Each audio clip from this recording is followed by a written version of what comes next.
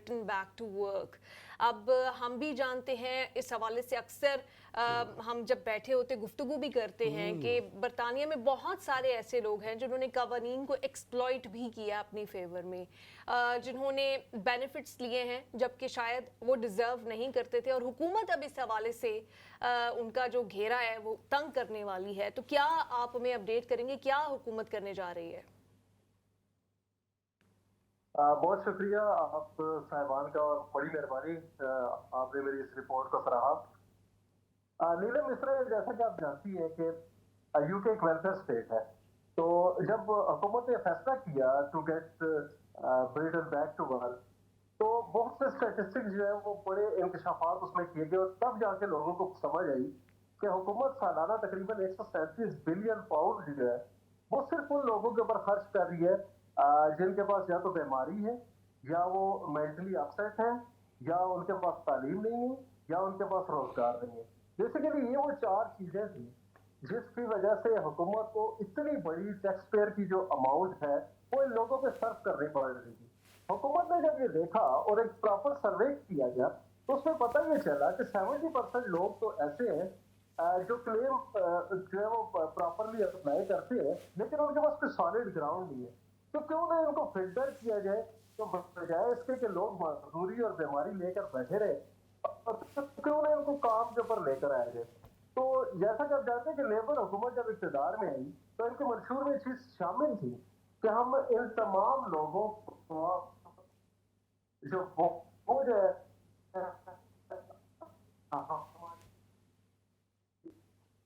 ठीक। जी यकीनन नीलम। अच्छा, मेरा ख्याल है कुछ इंटरनेट के भी इश्यूज़ हैं, जैसे ही राब्ता बहाल होगा इमरान असगर साहब से, इसमें वो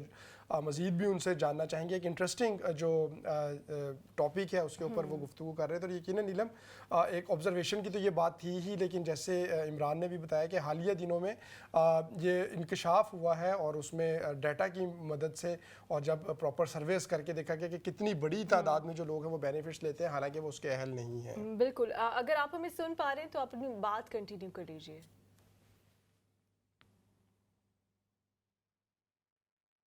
जी नीलम, बिल्कुल जैसा मैं आपको बता रहा था, हुकूमत ने एक वाइट पेपर जारी किया जिसका मकसद ये था कि हुकूमत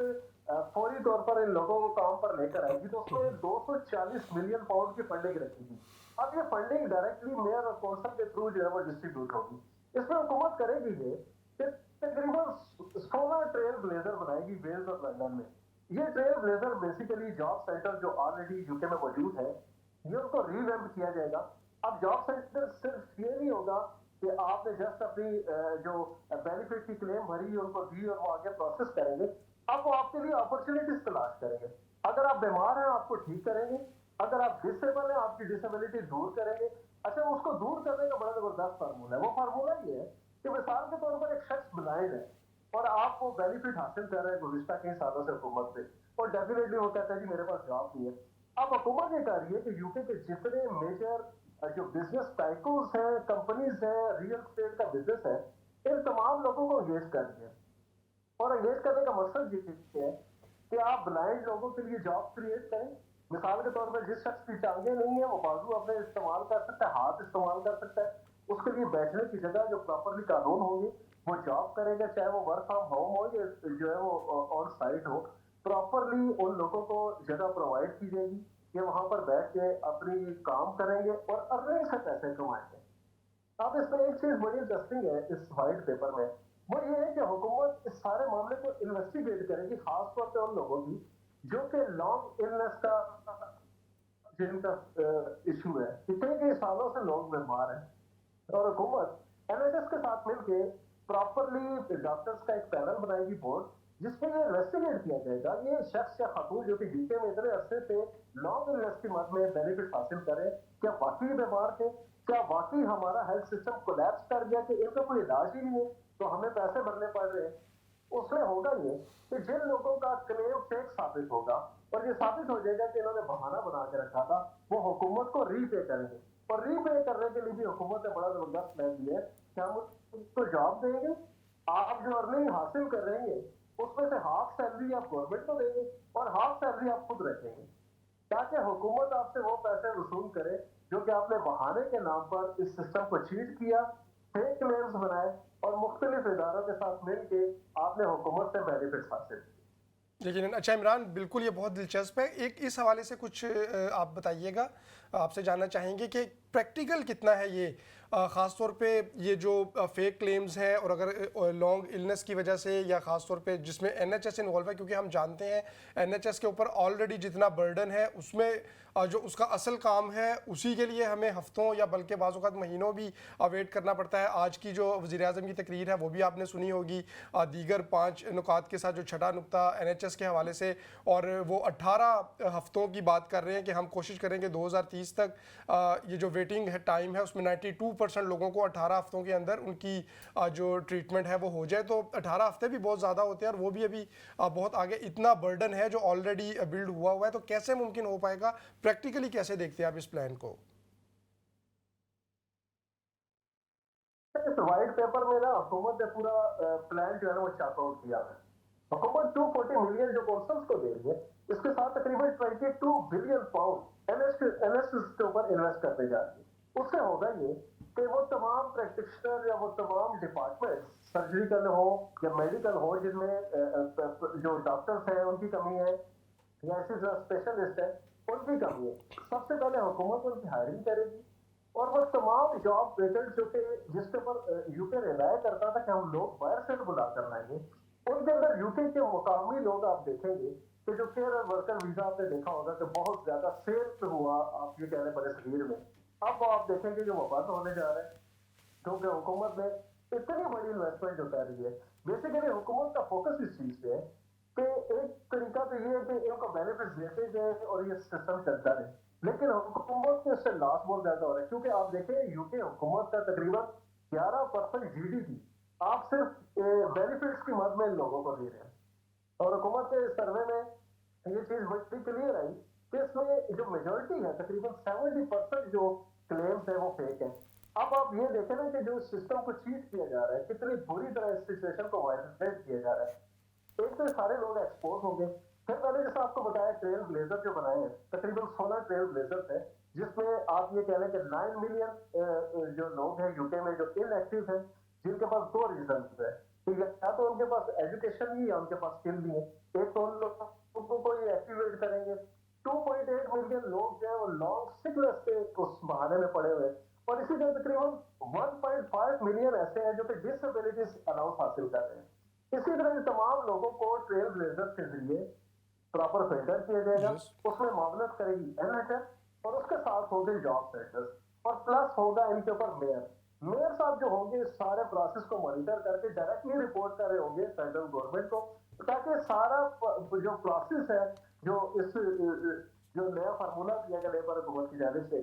ये पूरी तरह वर्किंग करे और लोग जो है वो वापस अपने कामों पे हैं। सही। अच्छा, ये हुकूमत के पहले से इतने अज़ाइम, ठीक है, बातें की जाती हैं, लेकिन इतना जामे प्लान लेके आना इस टाइम पे हुकूमत का, ये आपको क्या लगता है कि ये पहले से प्लान था, या ये अब हालात को मद्देनज़र रखते हुए, चैलेंजेस मद्देनज़र रखते हुए, जिस तरह से इस वक्त इकोनॉमी की सूरत हाल भी है, जिस तरह से इन्फ्लेशन भी है जो कि नॉर्मलाइज होने में ही नहीं आ रही, इतने सारे लोग स्ट्रगल कर रहे हैं, ये इस वजह से रखा गया कि कुछ बचत की जा सके यहाँ से? लेकिन तो नीलम आपने बिल्कुल ठीक कहा, यूके हुकूमत ये कह रही है कि हमारे पास दो रास्ते हैं, या तो हम बारो करें अपनी इकोनॉमी को संभालने के लिए, या फिर हम टैक्स पेयर पे, आपको पता है ऑलरेडी इतना बर्डन हो चुका है कि अगर आप मजीद आप बर्डन डालेंगे तो आपकी जो वर्किंग क्लास है यूके में वो पूरी तरह कोलैप्स कर देगी। तो अल्टीमेटली एक ही चीज बची है कि वो बेनिफिट्स जो कि देखे ना, या तो वो कोई चीज जेन्युइन है, अब तो यूके हुकूमत को क्लियर हो गया कि उनके से जो बेनिफिट्स हासिल की जा रहे हैं उसमें मेजोरिटी जो है वो फेक क्लेम्स है, तो अल्टीमेटली हुकूमत इसको रोकेगी। तो इतनी बड़ी अमाउंट 137 बिलियन पाउंड जो सालाना है, अगर हुकूमत उसमें फौरी तौर पे आप ये कह लें कि 30 बिलियन पाउंड भी अगर रोक लेती है, ये सारा इसका जो प्लान है इसके ऊपर अमल दरामद करके, तो एक बड़ी अमाउंट आएगी। और जैसा कि सर के कामल ने कहा है कि ये एक पूरा लॉन्ग टर्म प्लान है जो कि अगले 5 साल तक चलेगा। इनका टारगेट ये है कि हम एक साल में एटलीस्ट 1 मिलियन लोगों को जो है वो घरों से निकालें और उनको मजबूर करें कि वो काम करें। अब ये लोगों को फैसला करना पड़ेगा कि वो घरों में बैठ के बेनिफिट्स, क्योंकि ये तो अब नो हो चुका है, ये तो क्लियर हो गया। जो हुकूमत इतना बड़ा स्टेप ले रही है, कि जहन में रखें कि वो तमाम जो फेक न्यूज थे अब वो नहीं भरे जाएंगे। आप लोगों को ये क्लियर करना होगा कि अगर उन्होंने यूके में रहना है तो बेनिफिट्स की आदत छोड़ के काम पर आए, मजदूरी करें, पैसे कमाएं, क्योंकि हुकूमत ये चाहती है कि इससे इनडायरेक्टली हम इलीगल माइग्रेशन जो होती है और जो मैन पावर की एक बड़ी शॉर्टेज रहती है हमेशा यूके में, जिसकी वजह से यूके को दूसरे मुल्कों पर रिलाई करना पड़ता है, तो डेफिनेटली जब आप लीगल इमिग्रेशन को ओपन करते हैं तो उसमें बहुत से लोग वहां पर भी चीज करते हैं। तो हुकूमत ये कह रही है कि हम अपनी लेबर फोर्स को एक्टिवेट करें, इन लोगों को काम पर लेकर आए ताकि हमें बाहर की जरूरत ही ना पड़े। एक तो ये होगा कि इससे बेनिफिट्स वो लोग जो कि बिल्कुल यूजलेस होकर रह गए इस सिस्टम की नरमी की वजह से, वो दोबारा एक्टिव होंगे, वो कंट्रीब्यूट करेंगे यूके की इकोनॉमी में, जी यूके की डेवलपमेंट में, ताकि मुल्क आगे बढ़ सके। लेकिन अच्छा इमरान, बिल्कुल आखिर में ये पूछना चाहेंगे इसके इस फैसले के जो सियासी असरात हैं वो कैसे लेबर गवर्नमेंट जो अगरचे वो तारीखी फतह हासिल करके इस वक्त आई है, और हमने देखा कि अभी तो इब्तदाई दिन ही हैं हुकूमत के, लेकिन जो कुछ सख्त फैसले भी हैं अब वो खुले अंदाज में हुकूमत ने किए हैं, लेकिन बहरहाल फिर भी चूँकि लेबर के हवाले से तासुर एक ये है कंजर्वेटिव के मुकाबले में कि वो ज़्यादा जो बेनिफिट्स के हक़ में, और शुरू भी ये बेनिफिट्स चूँकि लेबर दौर से हुए और लोगों के लिए ज़्यादा नरमी रखती है, लेकिन अचानक से इस तरह के सख्त फैसले करना, तो उसके अपने वोटर की जो वोटर्स हैं वो किस तरह से इस चीज़ को लेंगे, और सियासी हरीफ भी चूँकि हर मौके का फ़ायदा उठाना चाहते हैं, तो उस चीज़ को कैसे टैकल करेगी लेबर गवर्नमेंट?